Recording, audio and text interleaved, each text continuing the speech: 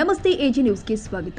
ಗೊಂದೆನೂರ ಶುದ್ಧ ಕುಡಿಯುವ ನೀರು ಮತ್ತು ಮೂಲಭೂತ ಸೌಕರ್ಯ ಕೊಡುವಂತೆ ಆಗ್ರಹಿಸಿ ಉಮೇಶ್ ಮುದ್ನಾಳ್ ನೇತೃತ್ವದಲ್ಲಿ ಕೈಯಲ್ಲಿ ಕಾಲಿಕೊಡ ಹಿಡಿದು ಪ್ರತಿಭಟನೆ ಮಾಡಿದರು.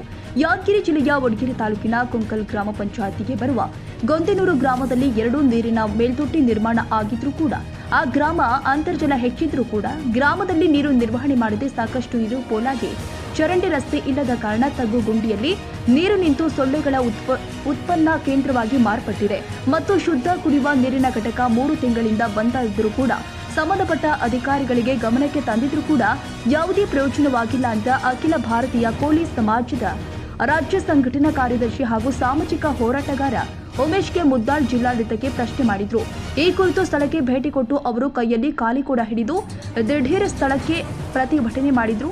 ಗೊಂದೆನೂರು ಗ್ರಾಮದಲ್ಲಿ 2 ನೀರಿನ ಮೇಲ್ತೊಟ್ಟಿ ಶುದ್ಧ ಕುಡಿಯುವ ನೀರಿನ ಘಟಕ ನಿರ್ಮಾಣಗೊಂಡ್ರೂ ಸಮಯಕ್ಕೆ ಸರಿಯಾಗಿ ಶುದ್ಧ ನೀರು ಸಿಗದೆ ಜನ ಜಾನುವಾರುಗಳಿಗೆ ಸಮಸ್ಯೆ ಆಗ್ತಾ ಇದೆ. ಕೂಡಲೇ ಇದನ್ನ ಜನತೆಗೆ ಬಳಕೆಗೆ ಉಪಯೋಗ ಮಾಡಲು ಸಂಬಂಧಪಟ್ಟ ಅಧಿಕಾರಿಗಳ ಮೇಲೆ ಕಠಿಣ ಕ್ರಮ ಕೈಗೊಳ್ಳುವಂತೆ ಒತ್ತಾಯಿಸಿದರು. ಗ್ರಾಮ ಪಂಚಾಯಿತಿ, ತಾಲೂಕು ಪಂಚಾಯಿತಿ, ಜಿಲ್ಲಾ ಪಂಚಾಯಿತಿ ಮತ್ತು ಜಿಲ್ಲಾಡಳಿತ ಭವನದಲ್ಲಿ ಶಾಸಕರು, ಸಚಿವರ ಸಭೆಗಳು ನಡೆದರೂ ಕೂಡ ಈ ಸಮಸ್ಯೆ ಕುರಿತು ಯಾಕೆ ಚರ್ಚೆ ಆಗಲಿಲ್ಲ?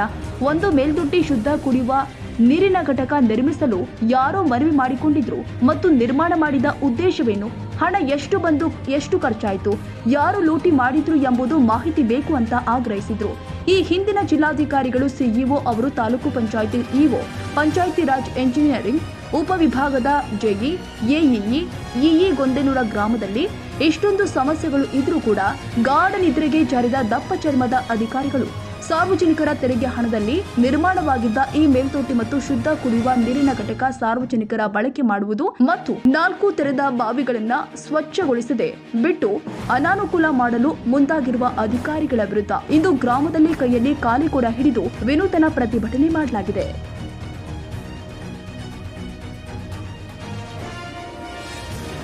ಕನ್ನಡಿಗರ ಮೆಚ್ಚಿನ ನಿಮ್ಮ ಎಜೆ 24/7 ನ್ಯೂಸ್ ಕನ್ನಡ ವಾಹಿನಿ ಇದೀಗ ಟಿವಿಯಲ್ಲಿ ಲಭ್ಯ. ವೇಳೆ ನೋಟಿಸ್ ಕೊಟ್ಟಿದ್ರೆ ವಾಪಸ್ ತಗೋತೀವಿ. ಇವತ್ತು ವಕ್ಫ್ ಪ್ರಾಪರ್ಟಿ ಅಂತೇಳಿ ಬರ್ತದೆ ಅಂತ ಹೇಳಿದ್ರೆ ರೈತರ ಬೀದಿಗೆ ಬದಲು ಏನ್ ಮಾಡ್ಬೇಕಾಗತ್ತೆ? ಯಾರು ವೋಟ್ ಹಾಕಿಲ್ಲ ಅಂದ್ರೆ ಗ್ಯಾರಂಟಿನೆಲ್ಲ ಸ್ಟಾಪ್ ಮಾಡ್ಬಿಡ್ತೀವಿ.